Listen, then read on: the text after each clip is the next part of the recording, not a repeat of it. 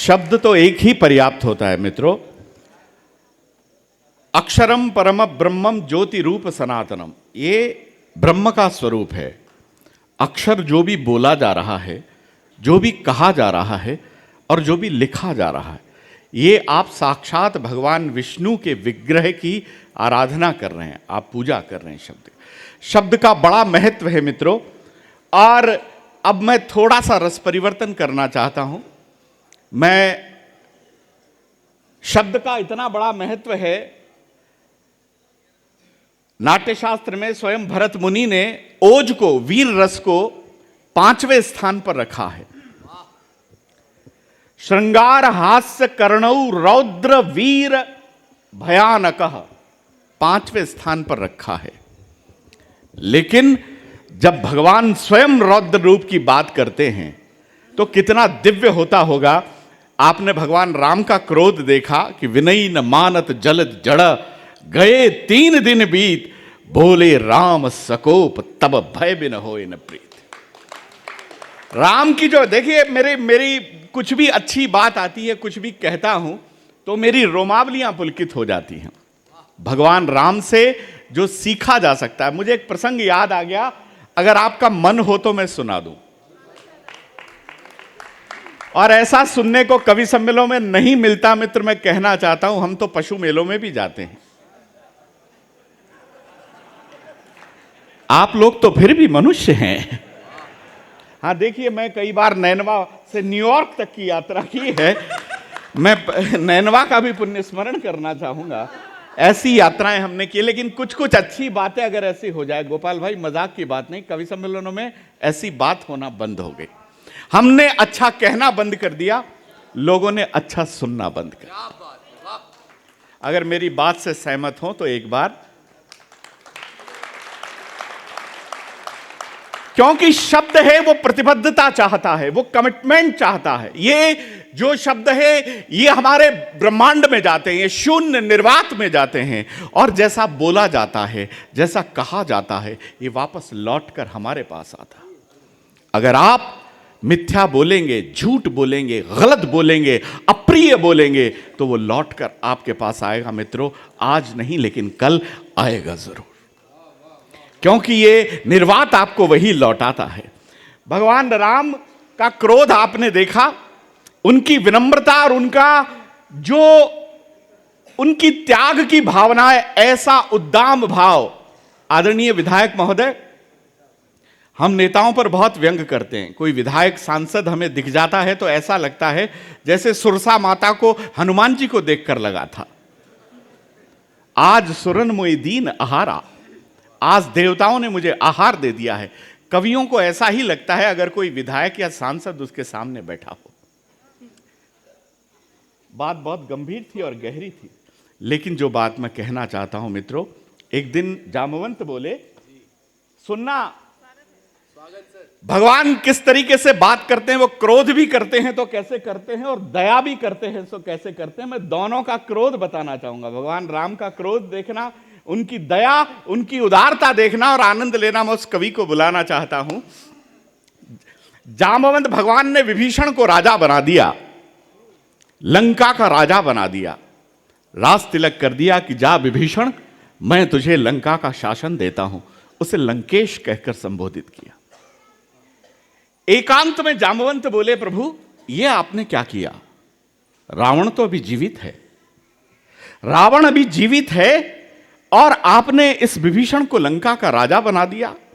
तो भगवान कहते हैं, हे जामवंत, रामो दुर्ना विभाषते, राम दो बात नहीं कहता है। जिस दिन रावण ने सीता का हरण किया, उसी दिन रावण की मृत्यु तय हो गई। रामो दुर्ना विभाषते, राम दो बात नहीं करता है, जो कहता है एक बात करता है। राम, ध्यान से सुनना, बोले प्रभु आप तो शरणागत वत्सल हैं, और पूरे चित्तौड़ की चेतना चाहूंगा साहब, आप तो शरणागत वत्सल हैं। आप सोचिए अगर रावण स्वयं सीता को लेकर आपके चरणों में उपस्थित हो गया तो आप क्या करेंगे? भगवान राम के सामने बड़ा कठिन प्रश्न था कि रावण ने अगर समर्पित कर दिया तो शरणागत वत्सल भगवाना, आपको तो शरणागत वत्सल कहा गया है, आप क्या करेंगे? तो भगवान क्या कहते हैं, भगवान वाल्मीकि क्या लिखते हैं साहब, आप, मैं कहता हूं अब कवि सम्मेलन में आपने हास्य का आनंद लिया और आप तक अध्यात्म पहुंचे, हमारे देश की वो सांस्कृतिक पहुंचे, वो औदार्य पहुंचे इस देश का जो भगवान राम ने जिया। तो भगवान कहते हैं अभयम सर्वभूतेभ्यो ददाम्ये तद व्रतम मम, ये मेरा व्रत है, अगर कोई मेरी शरण में आ जाएगा तो मैं उसकी रक्षा करूंगा, चाहे वो रावण ही क्यों ना। आप रक्षा करेंगे, उसकी शरण में आ गए, आप रक्षा करेंगे, मैं मानता हूं प्रभु, लेकिन ये बताइए अगर वो आपकी शरण में आ गया और उसने आपसे लंका मांग ली तो आप लंका कैसे लौटाएंगे? अब आप सुनना मित्रों, कहते हुए मैं भावुक हो रहा हूं, सुनते हुए आप भावुक होंगे कि आप लंका को कैसे लौटाएंगे, क्योंकि आपने तो लंका विभीषण को दे दी। बोले उसकी चिंता मत करो जांबवंत, मैं लंका नहीं लौटाऊंगा, लेकिन मैं भरत को कहूंगा कि तुम इसे अयोध्या दे दो, वो एक क्षण भी नहीं लगाएगा। आप देखिए ना,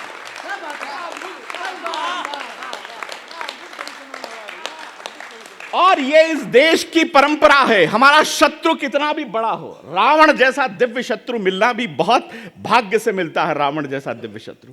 और कहते हैं, स्वयं हनुमान जी कहते हैं, अहो रूपम महो धैर्यम महोत्सवो महोद्युति अहो राक्षस राजस्य सर्व लक्षण युक्तता। भगवान स्वयं उसके रूप में मोहित हो जाते हैं जब रावण को देखते हैं, वाह रावण क्या तुम्हारी द्युति है, क्या कांति है, कैसे तुम योद्धा हो। लेकिन फिर अपना बाण निकालते हैं और कहते हैं ये रघुवंशी बताता है कि वो क्या है। तो हमारे पास वो दया भी है, वो त्याग भी है, और तीर के माध्यम से, धनुष के माध्यम से मृत्यु दंड देने का साहस भी है। हम वध्य और अवध्य भी नैतिकता पूर्ण करते हैं। ऐसे भारत जो राम का देश है, मैं उस राम को आमंत्रित करता हूं कि वो राम की भाषा में बात करे। जरा जोरदार तालियों के साथ भाई राम बधावर को मैं बुलाना चाहता हूं।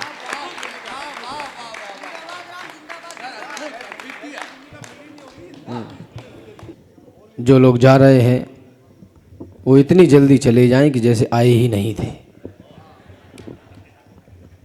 माँ शारदा को प्रणाम करता हूँ, सम्मानित मंच को,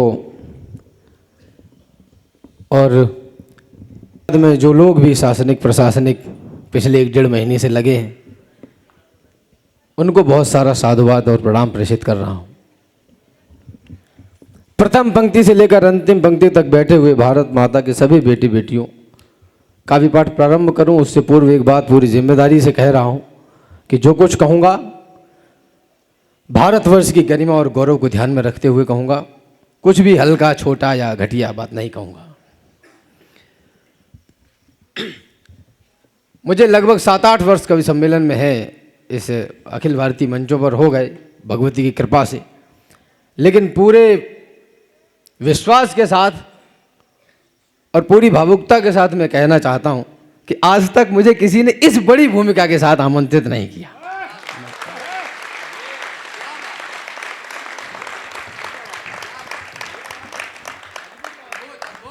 मुझे कुछ कहने की और कुछ बहुत ज्यादा भूमिका गढ़ने की विशेष आवश्यकता नहीं। यहां से केवल इतना प्रारंभ करना चाहता हूं कि जो पांडव विवश व्याधियों में फंसेंगे तो मोहन के मुख से पुनीता सुनेंगे, और खड़े तो रहेंगे कई लाख कौरव मगर पार्थ ही सिर्फ गीता सुनेंगे।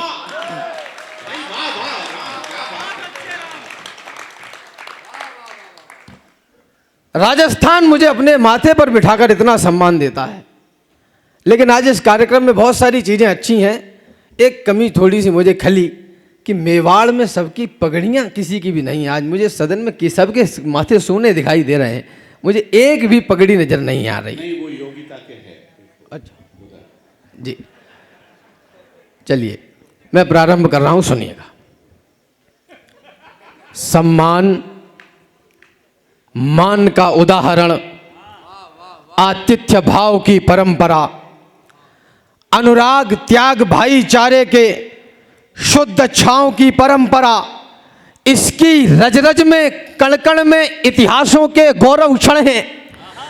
हौसले अटल आकाशों से जो महाकाल जैसे दृढ़ हैं। है हवा यहाँ की गर्व भरी, पानी है स्वाभिमान वाला, हर युवा यहाँ का होता है अपनी धरती का रखवाला। बेटे संघर्ष पहनते हैं, बेटियां पहनती हैं लज्जा, है शाका कहीं कहीं जौहर, है यही यहाँ की परिसज्जा। रणभेरी की ध्वनि सुनते ही दिखता है यही विहान मुझे, दिख जाते हैं चेतक राणा, दिख जाते हैं चौहान मुझे।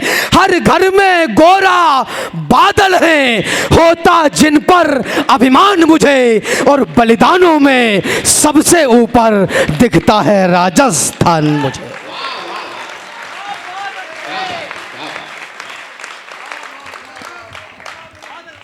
बलिदानों में सबसे ऊपर। अब जो कह रहा हूं, यदि राजस्थान नहीं होता तो सत्य सनातन न होता।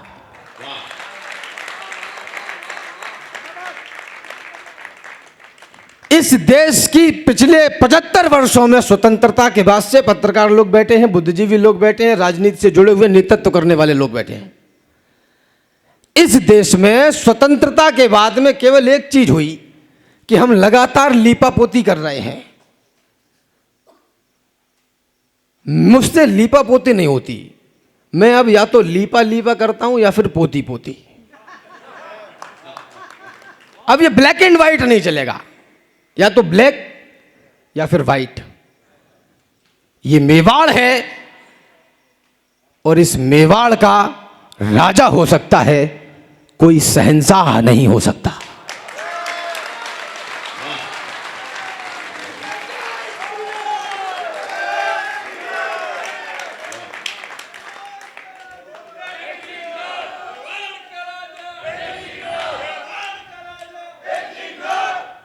और मैं ये पूरे देश भर में नौजवानों से घूम घूम के कह रहा हूं।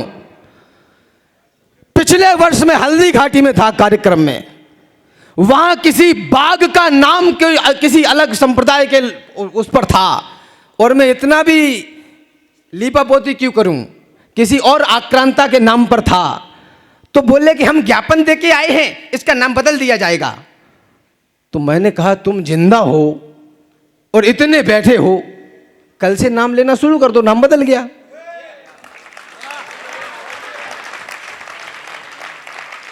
हमें हर चीज के लिए सरकारों की तरफ ही क्यों देखना है? यदि राजस्थान नहीं होता तो सत्य सनातन ना होता, यदि राजस्थान नहीं होता तो धर्म पुरातन ना होता, यदि राजस्थान नहीं होता तो हम हिंदू ना रह पाते, यदि राजस्थान नहीं होता तो राम नाम ना कह पाते, यदि राजस्थान नहीं होता तो गौरव गान नहीं होता, यदि राजस्थान नहीं होता तो हिंदुस्तान नहीं होता।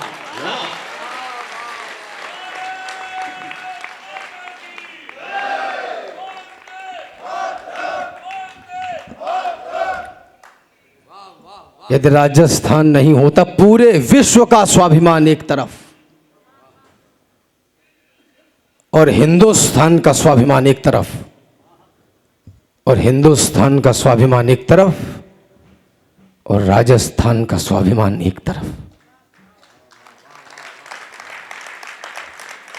मैंने कहा हिंदुस्तान, तो फिर कुछ पढ़े लिखे लोग बोले कि भाई साहब ये आपके उच्चारण में कमी है, आपके व्याकरण में दोष है, ये हिंदुस्तान नहीं है, ये हिंदुस्तान है। हिंदुस्तान से कट्टरता की बू आती है। तो मैंने उनसे कहा कि चौपतियों, मंच पर हूं, आदरणीय संजय भाई साहब बैठे हैं, थोड़ी भाषा की गरिमा रखनी पड़ती है, वरना कहना तो मैं वही चाह रहा हूं।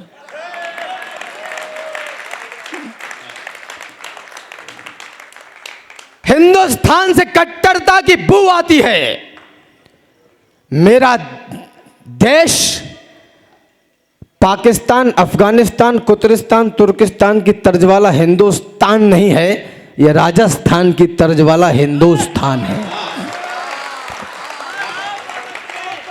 भाई बहुत बढ़िया। अरे देख मेरी जान देख, देश का गुमान देख, रण देख, देख ले अरावली की चोटियां, आन देख, मान देख, मूछ और गुमान देख, देख आंख खोल खोल के किले और कोठियां, खोद ले जमीन, छान ले महीन से महीन, 3-30 से लड़े हैं बांध के लंगोटियां, देशभक्ति आंच पे बनाई व पकाई गई, शान से चबाई गई घास वाली रोटियां।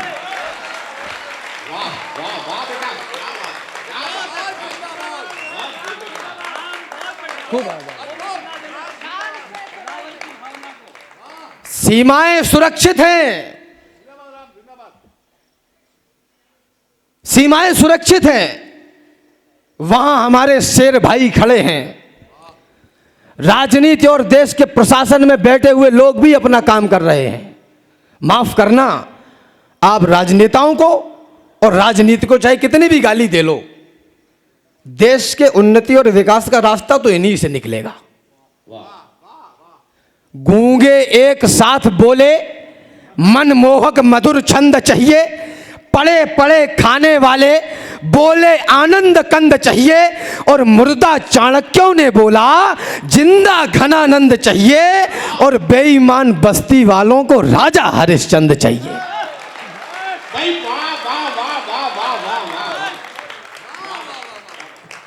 हेलमेट तुम नहीं लगाओगे, बेईमान पुलिस वाले हैं। 250 ग्राम दारू में अपना मतदान बेच देने वाले लोगों,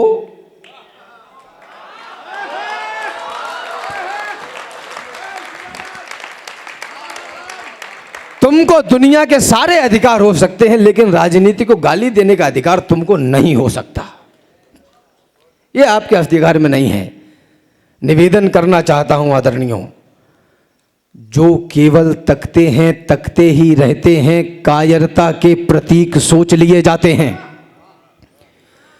यूं तो कहलाते हैं जंगल के पुरोधा, किंतु गीदड़ों के झुंड में दबोच लिए जाते हैं, और सामने दरिंदे हों तो लड़ना ही पड़ता है।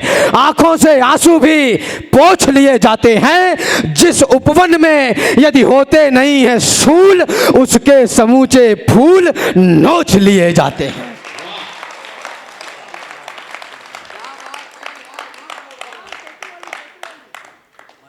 उस उपवन में होते नहीं है फूल, उसके समूचे फूल नोच लिए जाते हैं।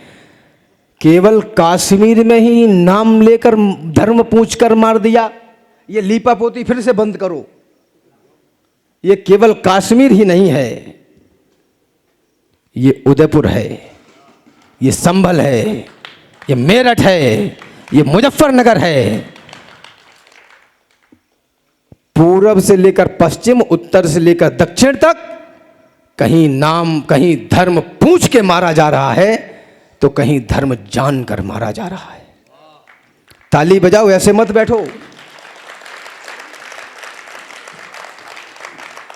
हम ऐसे बैठे रहे तभी तो हमारी बेटियों ने कचहरी में एक हस्ताक्षर में ही हमारे सारे अधिकार खत्म कर दिए। हम फिर से ऐसे बैठे रहे तो हमारे घर का नौजवान शाम को ठेके पे दिखाई देता है। और हम फिर से ही ऐसे बैठे रहे तो देश के सर्वोच्च सदन में खालिस्तान की, देश के 2 टुकड़े की मांग करने वाले लोग 2 लाख वोटों के अंतर से जीतकर सर्वोच्च सदन में बैठने लगे।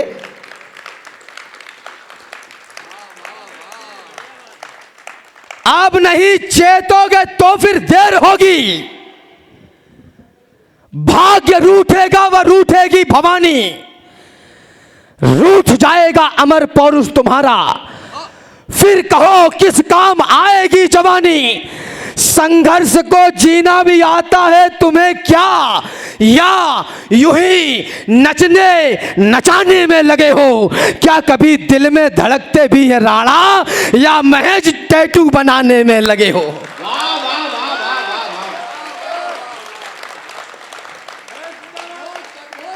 क्या कभी दिल में धड़कते भी है राणा? 60-70 साल का सफर है। आपके जीवन का सबसे बड़ा घाटा यदि कुछ होगा तो यह कि मर जाओगे, और मान लो मर भी गए तो 9-10 महीने में फिर वापस। इससे ज्यादा समय नहीं लगेगा। भगवान भी नहीं रोक पाएगा हमारी जैसी लेथन को ऊपर कि जाओ अभी नीचे काम अधूरा है। निवेदन करना चाहता हूं आदरणीयों, उसके समूचे फूल नोच लिए जाते हैं। अरे पेड़ पौधे तक नवेली पत्तियों को राग रस अपना पिलाने में लगे हैं, और पशु पक्षी भी अपनी पीढ़ियों को स्वयं के जैसा बनाने में लगे हैं। और हम मानव हैं, दुनिया के गुरु हैं, सभ्यता अपनी छिपाने में लगे हैं। पीढ़ियां बलवान हो यह सोचकर हम बस उन्हें सुख से सुलाने में लगे हैं। स्क्रीन में डूबे हुए योद्धाओं सुन लो,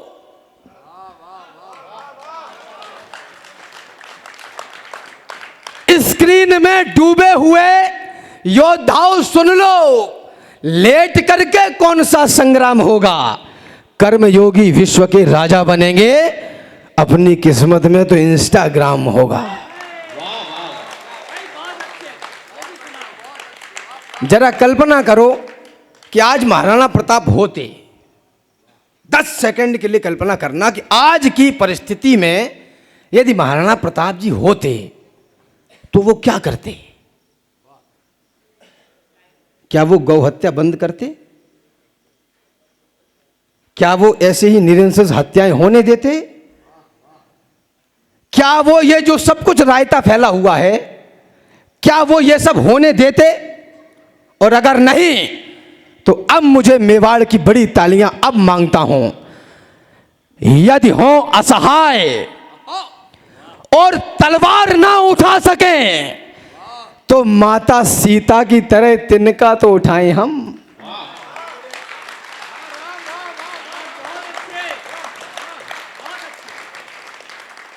जवानी ही भवानी है, जो कुछ करना है अभी कर लो। बहुत बढ़िया बात कही है बेटा। बुढ़ापे में सीढ़ियां भी चढ़ उतर नहीं पाओगे।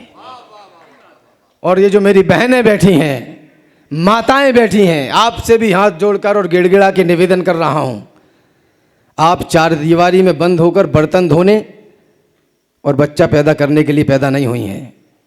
4 दीवारी के बाहर निकलिए, भारत माता आपका इंतजार कर रही है। परंपरा और संस्कार का चलन शुरू कर दो माते, मेरे भारत को वो फिर से विश्व गुरु कर दो माते।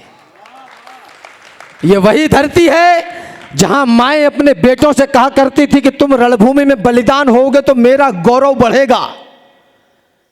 और अब ये वही धरती हो गई है जहां माएं अपने बेटों से कहती हैं कि उधर से मत जाना, उधर लड़ाई हो रही है।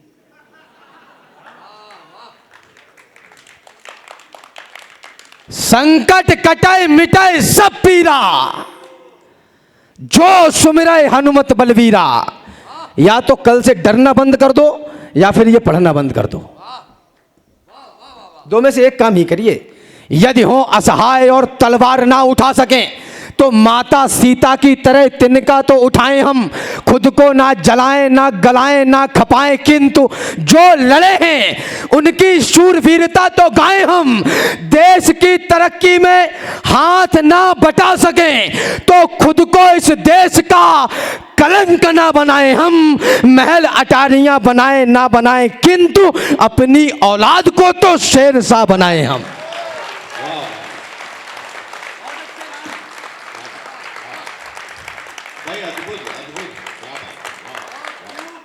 बार बार अत्याचार झेलता नहीं है कोई, कमजोर खुद को कराल कर लेता है। रोटियों लंगोटियों या बेटियों की बात हो तो छातियों को अपनी वो ढाल कर लेता है, छातियों को अपनी वो ढाल कर लेता है। घाव को अलाव मान लेता है वीर और आहों को अपनी मशाल कर लेता है। पान खा के जाहिल जुबान करता है लाल, वीर रक्त से जुबान लाल कर लेता है।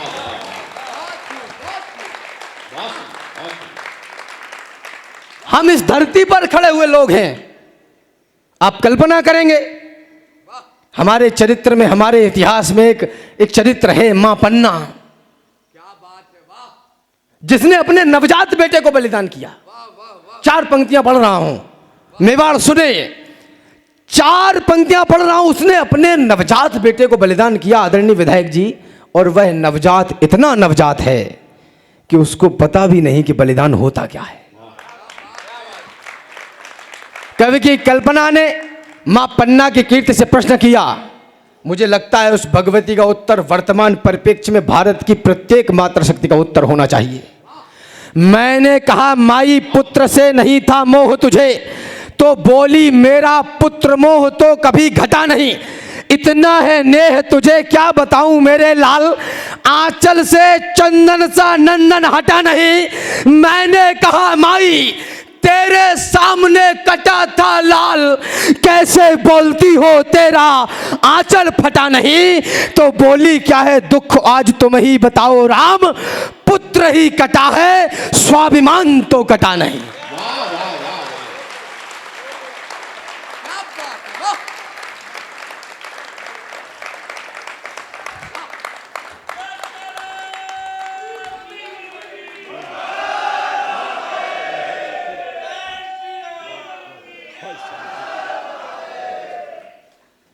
पुत्र ही कटा है, स्वाभिमान तो कटा नहीं।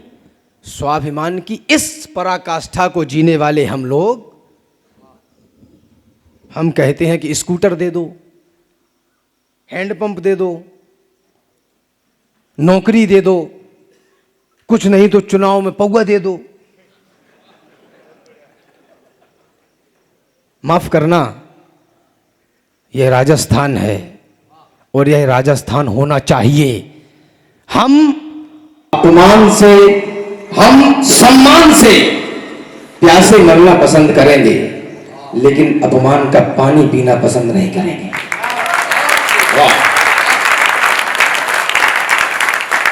पूरे विश्व की राजनीति में समय की अपनी सीमा, इसलिए छू छू के निकल रहा हूं।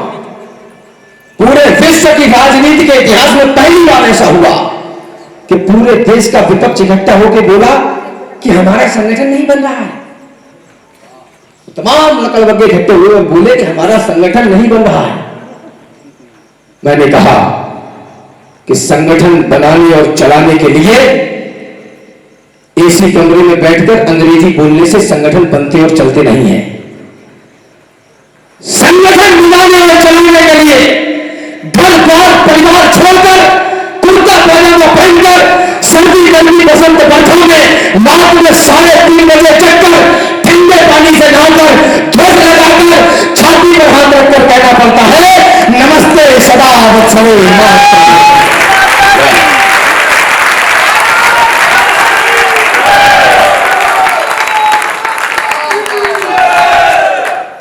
तब संगठन बनते और चलते हैं।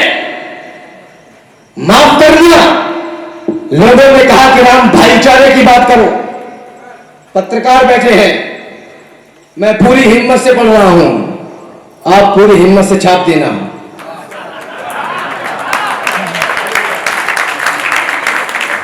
कहा कि भाईचारे की बात करो, करने भी चाहिए, देश भाईचारे से चलेगा।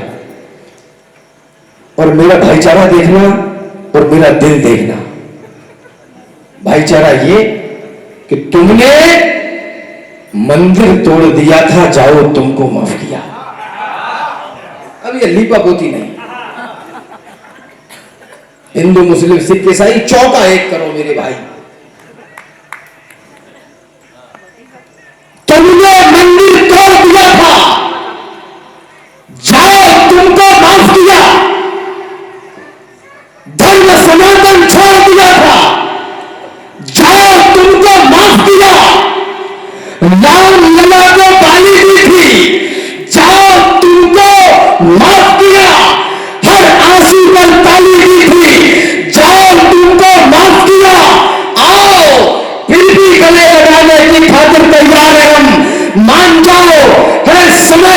मनाने की खातिर तैयार हैं हम।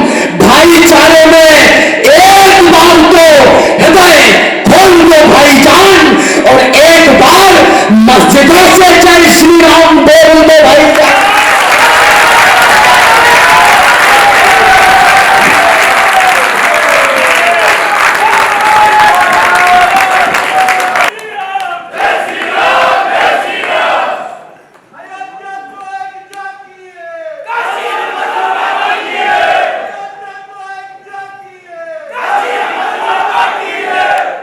एक बार और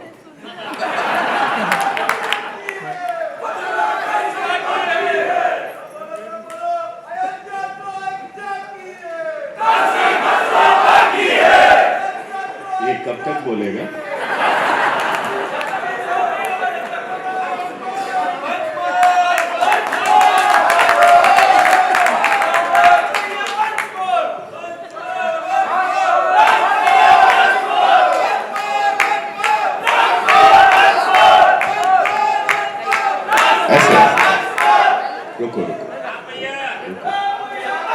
रुको रुको रुको, ऐसे मत करो। अगर मंच का एक अनुशासन है, मैं वहां बैठा हूं व्यासपीठ पर, तो मैं ऐसे नहीं बैठा हूं। मैं आप जरूर सुनाऊंगा, राम को भी मैं जरूर सुनाऊंगा, इसमें कोई संदेह नहीं। आपने इतने प्यार से सुना है, मैं उसे क्यों रोकूंगा? तुम सुना नहीं, जरूर। देखिए, एक बात मैं केवल, आप खूब सुनिए, पर एक बात मैं कहने के लिए वहां से यहां आया। हम लाख कहते हैं, हिंदू मुस्लिम सिख ईसाई, हमारे शायद वाइस चेयरमैन क्या शुभ नाम है, एजाज भाई।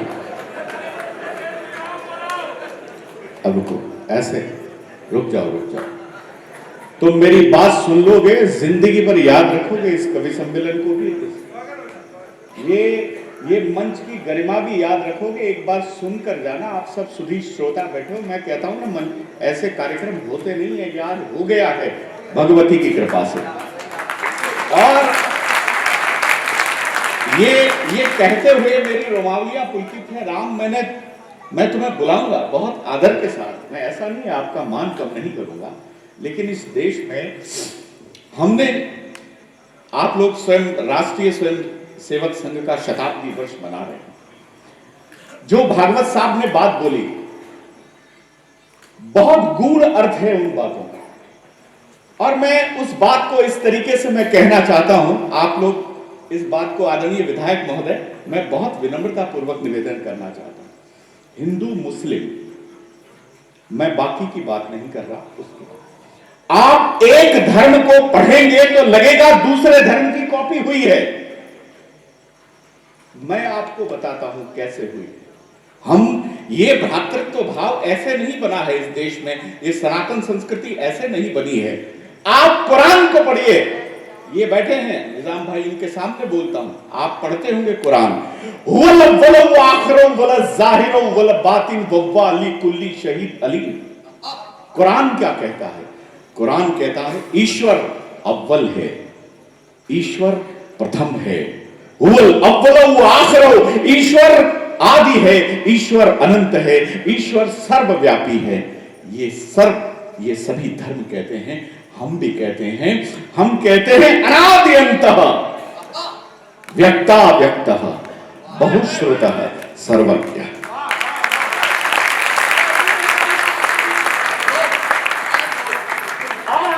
को कह दीजिए, I am the first, I am the last, I am the beginning, I am the end, I am the alpha, I am the omega. आपको लगेगा कि कॉपी कर दी है, चाहे हिंदू मुस्लिम हो या ईसाई हो। और मित्रों, किसी का भी धर्म है, चाहे वो इस्लाम है चाहे हिंदुत्व धर्म, आप भगवान कृष्ण को याद करें। गीता में क्या कहते हैं भगवान? मत्तः परतरम नान्यत् किंचिदस्ति धनंजय। हे अर्जुन, इस दुनिया में मुझसे परे कुछ नहीं है। अगर तुझे पूजना है तो मैं खड़ा हूं तेरे सामने, उसके अतिरिक्त और कोई पूजनीय नहीं है। ये भगवान कृष्ण है।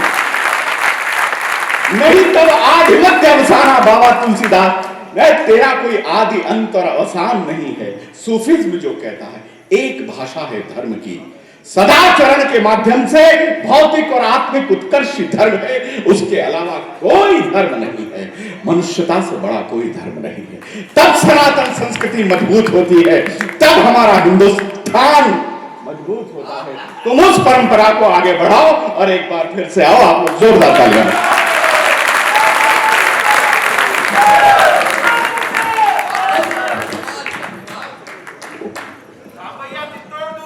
हाँ, वो अभी सुना दूंगा मैं, समय की थोड़ी सी सीमा है। आप सुनिए, 20 सेकंड दीजिए, उसके बाद जो आप चाहेंगे वो आपको सुना के 5-7 मिनट में बैठ जाऊंगा। बात इतनी है कि इस विश्व में एक संगठन हुआ करता था, आतंकवादी संगठन, जिसका नाम था ISIS।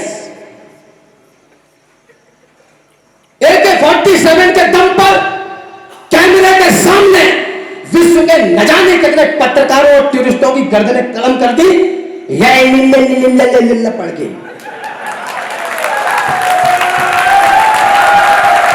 और आपकी चेतना अब जागे। उसके बाद भी जब उस संगठन ने ह्यूमैनिटी और मानवता की बात करने वाले लोगों, जब उसने बंदूक के दम पर एक देश अफगानिस्तान पर कब्जा कर लिया, उनके नेताओं को फांसी पर लटका दिया, तो ये ह्यूमैनिटी की बात करने वाले उसके साथ व्यापार करने लगे। ये हमारी आंखों ने देखा। सामने हो देवता तो हम भी सज्जनता दिखाएं। सुनो, समर में सुख वाले संसाधन काम नहीं आते, बदल दबाना पड़ता है तब सावन काम नहीं आते। शत्रु अगर ललकारे तो केशव कहते हैं रणथल में, क्रोध काम में आता है, अभिवादन काम नहीं आते।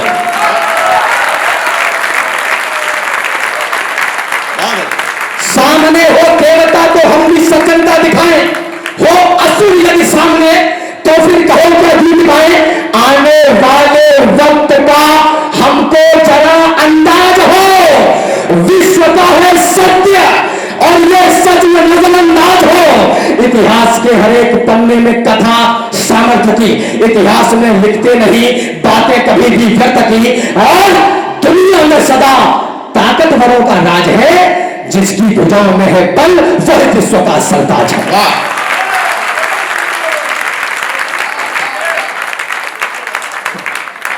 मैं ये नहीं कहता कि जाकर के महामारी करो, पर युद्ध तय है, युद्ध की पुरजोर तैयारी।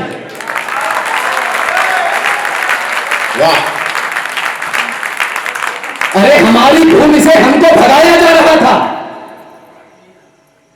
हमारे मान को नंगा नचाया जा रहा था, हमारे घर मसालों से जलाए जा रहे थे, नन्ही देह पर भाले चलाए जा रहे थे, हाथियों से हमें कुचला मिटाया जा रहा था, हमें कायर, बहुत कायर बताया जा रहा था। अरे उस काल में अड़ते नहीं तो क्या करते? कोई बतलाए, हम लड़ते नहीं तो क्या करते?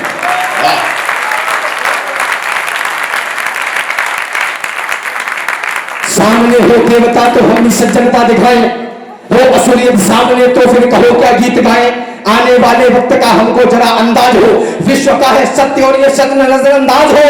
इतिहास के हर एक पन्ने में कथा सामर्थ्य की, इतिहास में लिखते नहीं बातें कभी भी व्यर्थ की। और दुनिया में सदा ताकतवरों का राज है, जिसकी भुजाओं में है बल, वह विश्व का सरताज है। हम अहिंसा के पुजारी हैं। इधर भी दे, फिर इधर भी दे, फिर इधर भी दे। हम अहिंसा के पुजारी हैं।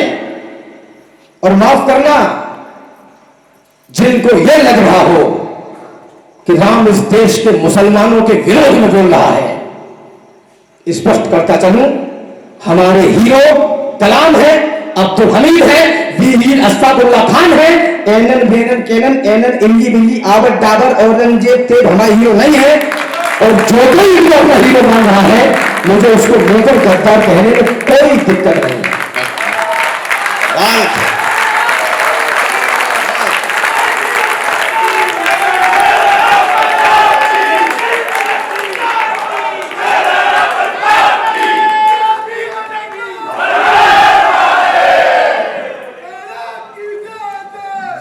हमारा एजाज कोई हमारे से अलग नहीं है, परंतु इसमें क्या है, हिंदू मुस्लिम सिख ईसाई, एजाज हमारा पूर्वज भाई, ये हमारा पूर्वज भाई है, हमारा ही है। स्वाभिमानी सिंह से चलते थे सीना ठोक के और भय रखते थे राणा जूतियों की नोक पे। दिखती जहां पर, ध्यान चाहता हूं, इधर देखिए, मैं इधर हूं, दिखती जहां पर क्रूरता। ये राजस्थान पूरे विश्व को समझाता है कि क्रूरता और वीरता में अंतर कितना है। स्वाभिमानी सिंह से चलते थे सीना ठोक के और भय रखते थे राणा जूतियों की नोक पे। दिखती जहां पर क्रूरता, राणा हरी ललकारते, क्रूरता पर वीरता का ध्वज रहे जो गाड़ते। क्रूरता आई थी जो अफगान से, ईरान से टकरा के मिट्टी हो गई थी वीर राजस्थान से।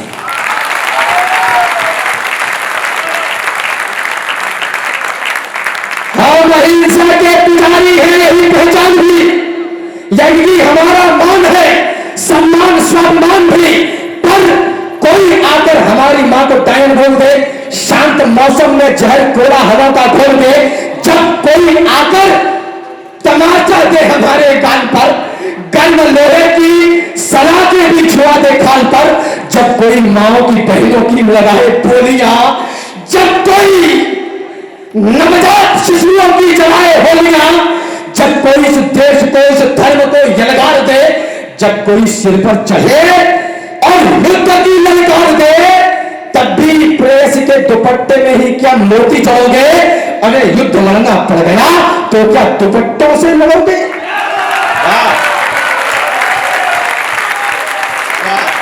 और माफ करना,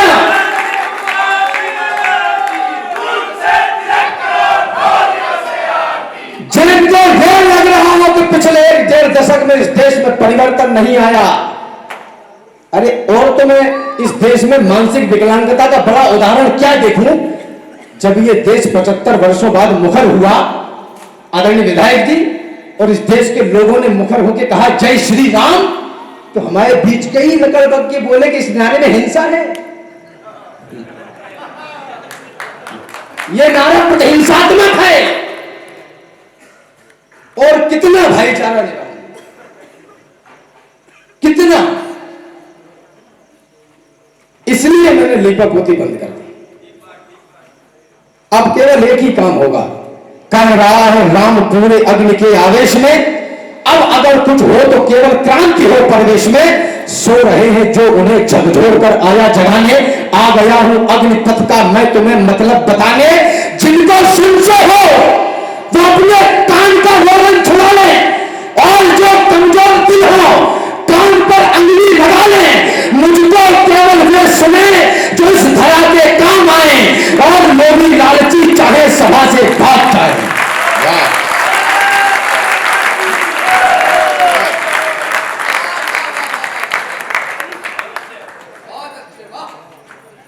रतन सिंह आजाद हुए तो खिलजी खिसे आया था, घर में ही मिली पराजय के कारण वह दिल लाया था। मेवाड़ धरा के कुछ सैनिक पिंजरे को तोड़ गए थे और खिलजियों की आंखों को लज्जित छोड़ गए थे। गोरा बादल चचा भतीजे लाखों पर भारी थे, युद्ध कला के कर्तव्य उनके सचमुच तलवारी थे। बिना शीश के युद्ध लड़ा था कथा अमर कर आए, जीत गई रजपूती और दुश्मन के मुंड झुकाए। उधर नगाड़े बजे, इधर दिल्ली में मातम छाया, और अहंकारी खिलजी खुद ही खुद में झुलाया। बोला सेना से मुफ्तंडो जाओ और मर जाना, अपने बेहूदे चेहरे मुझको नहीं दिखाना। अरे दिल्ली जैसे बड़े दिल की रक्षा न कर पाई, चंद सैनिकों के हाथों घर में ही नीति खाई। वो आजाद परिंदे से आए और उड़ा ले गए, तुम तलवार न खींच सके वो राजा छुड़ा ले गए।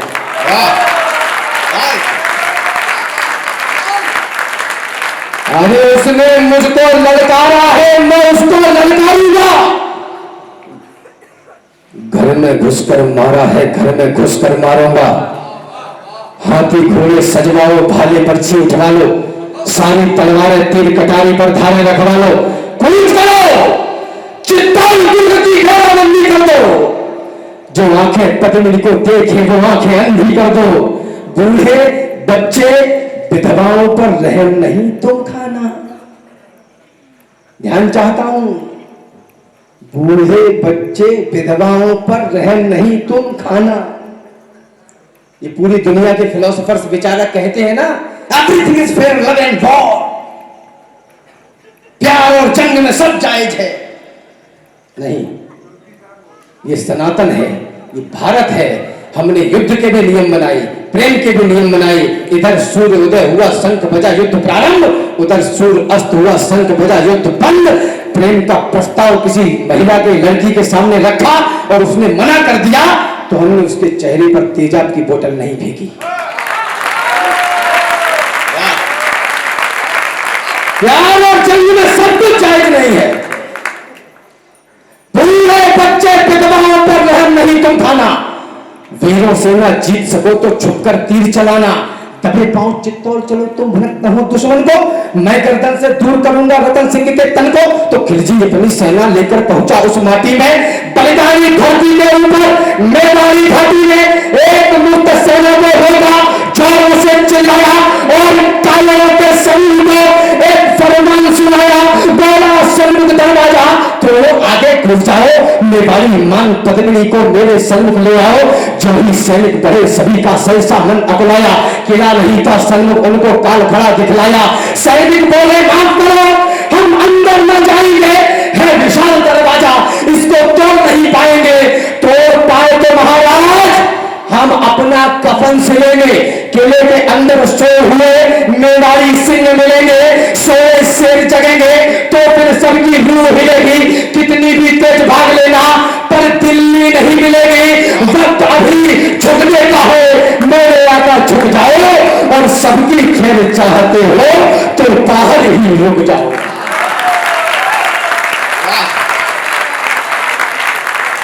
और गर्व करिए चित्तौड़ तुंग तुंगों का राजा अंबर सिंह जाई। हमें 7वीं 8वीं 11वीं 12वीं और ग्रेजुएशन के हिस्ट्री में इतिहास में पढ़ाया गया मुगल इंफ्रास्ट्रक्चर। गधे भी बैठ के आए थे उस रेगिस्तान में झोपड़ी बनाने की औकात नहीं है, वो यहां इंफ्रास्ट्रक्चर बनाएंगे। अगर ये बात कट्टर है तो मैं स्वाभिमान के साथ कट्टर हूं और मुझे इस पर गर्व है।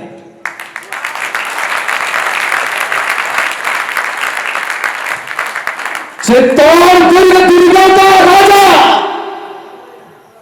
अंबर सिंह जाई।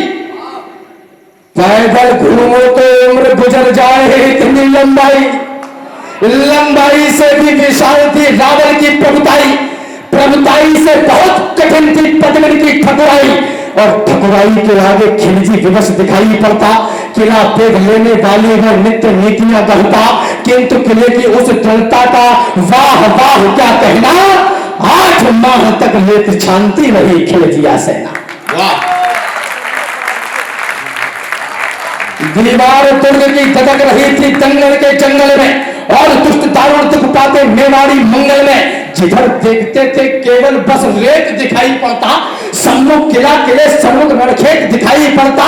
सुनो साथियों, संतन का सम्मान किले के ऊपर और एकलिंग महादेव वरदान किले के ऊपर अपने ही एक छंद में डूबा हुआ है। इस तरफ दुश्मन खड़ा जो द्वंद्व में डूबा हुआ है, इस तरफ दुर्गेश अपनी गंध में डूबा हुआ। वाह।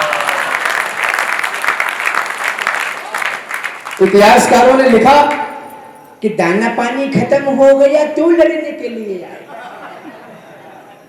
अरे चोटो,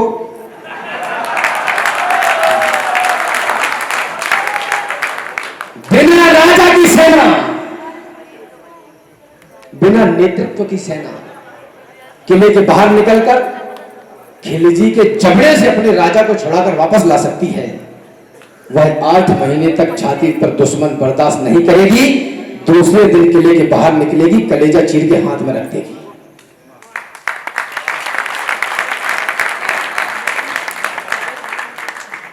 गुप्तचरों ने देखा और राणा रावल से बोले, पहले सांस संभाले और फिर धीरे से मुंह खोले।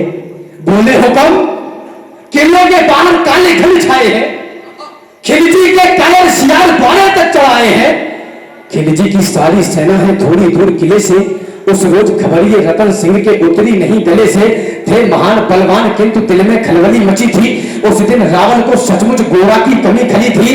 ऐसा नहीं कि सूर्य चमकना अपना छोड़ गए थे, ऐसा नहीं वो लड़ मरने का सपना तोड़ गए थे, ऐसा नहीं कि शेर मांग में चुपकर बैठ गए थे, ऐसा नहीं शत्रु के भय से चुपकर बैठ गए थे, ऐसा नहीं शत्रु सेना का पहरा सख्त हुआ था, ऐसा नहीं कि ठकुराई का ठंडा रक्त हुआ था, ऐसा नहीं कि राजपुताने में रणवीर नहीं थे, ऐसा नहीं कि रावण के तरकश में तीर नहीं थे, ऐसा नहीं कि उनकी तलवारों पर धार नहीं थी, ऐसा नहीं कि मेवाड़ी मिट्टी खुददार नहीं थी।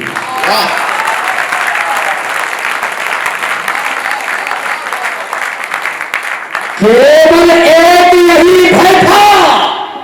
सुने, ह्यूमैनिटी और मानवता की बात करने वाले लोग, केवल एक यही भय था जो उनको रोक रहा था। मानवता का रक्त बहेगा ये डर टोक रहा था। पर्वत और युद्ध के किस्से और वैश्या का मुख, ये तीनों समुचित दूरी से ही देते सुंदर सुख।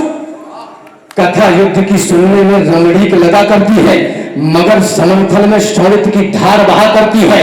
बच्चे अनाथ होते हैं, बंदी विधवा हो जाती है, तभी युद्ध की असली सूरत मित्र नजर आती है। वाह! यही सोचते थे रावण की अगर लड़ाई होगी तो ये सच है दुनिया में अपनी ठकुराई होगी, अपनी ठकुराई होगी तो हर जगह बड़ाई होगी, किंतु बड़ाई की कीमत सचमुच योद्धाई होगी। खिलजी की सेना में है जितने भी लड़ने वाले, उनमें से ज्यादातर है भारत के रहने वाले, और भारत के रहने वालों से हरगिज नहीं भिड़ेंगे। जब तक युद्ध टले टालेंगे तत्पश्चात लड़ेंगे। सभा बुलाई गई और सारे मंत्री बोले, सच्चे महारथी और योद्धा भी दरबार में आए। कोई कहे शत्रु सन्मुख है, रावण देर न करना, और पड़ोसी राजाओं के लिए टेर मत करना। है सच्चा शूरवीर वही जो मारे या मरता है। कितने भी स्वान सिंह घेरे पर सिंह नहीं डरता है। चलो खिलजियों की अंतिम अरदास मिटाकर आए, चलो समर में योद्धाई की याद लगाकर आए, चलो समंदर से चलकर तूफानों से टकराए, चलो उन्हें योद्धाई वाला खेल खिलाकर आए, चलो बता दें उन्हें युद्ध कैसे जीते जाते हैं और 7 लाख से कुछ हजार किस दम पर टकराते हैं।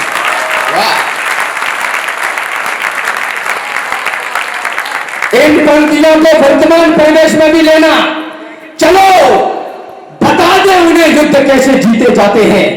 7 लाख से कुछ हजार किस दम पर टकराते हैं।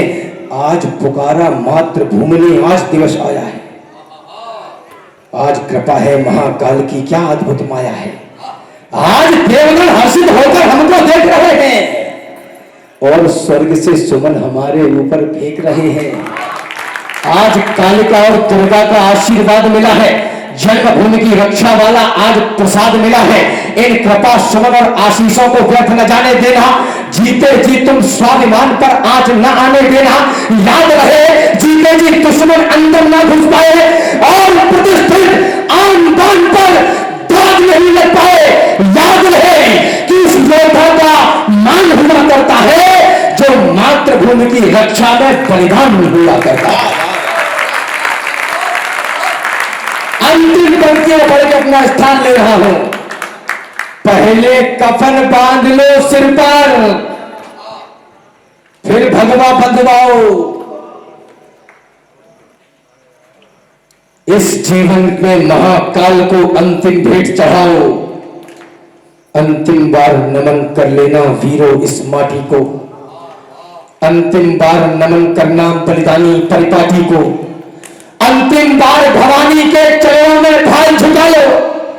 अंतिम बार सभी रिश्तेदारों को गले लगा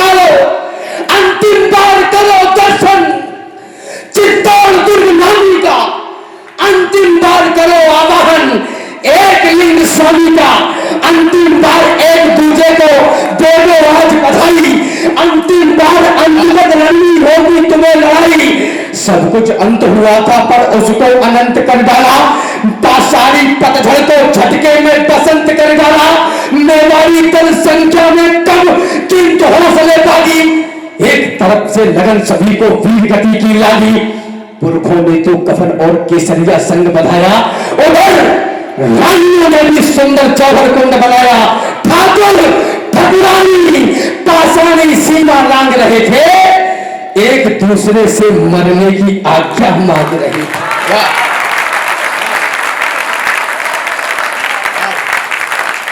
क्या बात है, क्या बात है। योद्धाओ,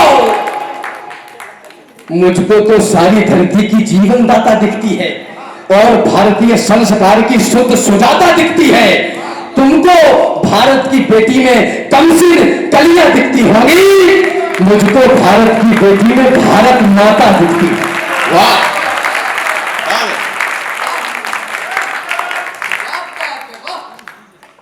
स्नान ध्यान के बाद योद्धाओ, तुम ही हो गौरव गान बचाने वाले, तुम सब ही रानी पद्मिनी की आन बचाने वाले, तुम ही सत्य सनातन का यशगान बचाने वाले, और नमन तुम्हें है पूरा हिंदुस्तान बचाने वाले। वाह।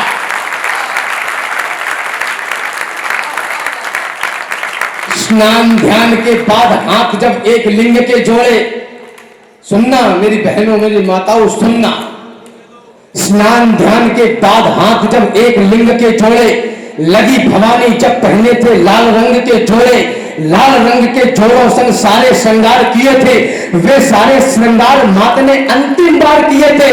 पहला श्रृंगार होठ पर माने लाली को लगवाया, अंगारों से अदर हो गए, अग्निकुंड दहकाया। दूसरा श्रृंगार आंख में जब काजल की धार लगाई, अश्रु छलक ना पड़े तभी लक्ष्मण रेखा बनवाई। तीसरा श्रृंगार होठ पर माने जब बिंदी को धारा, ऐसा लगा मात ने मस्तक पर दिलकर अवतारा। चौथा श्रृंगार मात पद्मिनी का आज विश्व ने देखा, जब मां ने माथे पर डाली स्वाभिमान की रेखा। श्रृंगार पांचवा हाथों की मेहंदी से बोल रहा था, स्वाभिमान का रंग नई पीढ़ी में घोल रहा था। छठवां श्रृंगार कर्ण कुंडल मनमाने लटक रहे थे, जैसे कोई देशभक्त दीवाने लटक रहे थे। श्रृंगार सातवां नथनी क्या मर्यादा धार रही थी, उसके आगे पवित्रता भी खुद को हार रही थी। श्रृंगार आठवां स्वाभिमान की रेखा ढांक रहा था और मर्यादा के दर्शन को बाहर झांक रहा था। वाह।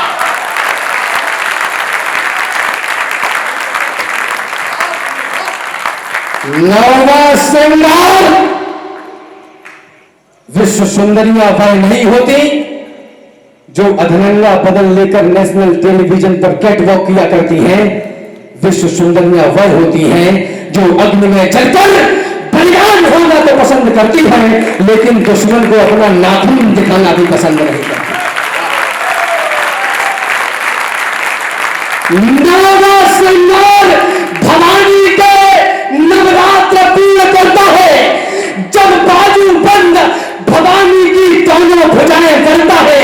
दसवां दिग्गजों दिगंतों की ललकारे भरी जवानी, रजपूती कंगन ऊपर से पहने स्वयं भवानी। मुझे विदा करना, चली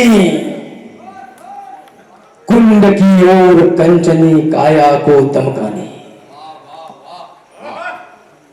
चली कुंड की ओर कंचनी काया को दमकाने। माचिस की तीली में जरा सी उंगली आ जाए तो नानी याद आ जाती है। चली कुंड की ओर कंचनी काया को दमकाने, गोहिल वंश के शुभ हुए सूरज को अमर बनाने।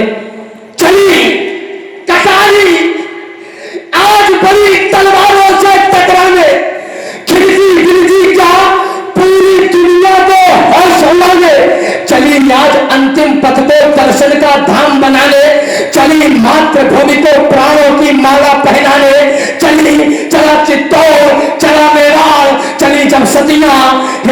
देव स्वीकार करो 16,000 आहुतियां। अब तक रण में राजपुतानी खेल आपने देखा, लेकिन नहीं भुलाया जा सकता जौहर का लेखा, नहीं भुलाया जा सकता बलिदानी ज्वालाओं को, नहीं भुलाया जा सकता 16,000 माओं को, नहीं भुलाई जा सकती कन्याओं की अटखेली, नहीं भुलाई जा सकती वह दुल्हन नहीं नवेली, नहीं भुलाई जा सकती वह गर्भवती योद्धानी, और नहीं भुलाई जा सकती है कभी पद्मिनी।